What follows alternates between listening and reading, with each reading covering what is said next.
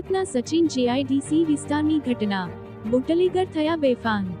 Bootlegger અને police વચ્ચે થઈ હાથાપાઈ. બુટલેગર નયનાએ પોલીસ સાથે કરી બબાલ. બુટલેગર મહિલાએ પોલીસ કર્મીઓનો મોબાઈલ પણ તોડી નાખ્યો. બુટલેગર નયના અને તેના જમાઈએ કરી હતી માથાકૂટ. બુટલેગરોએ જાતે વિડીયો બનાવી કર્યા વાયરલ. બુટલેગરોમાં એટલી હિંમત આવી ક્યાંથી?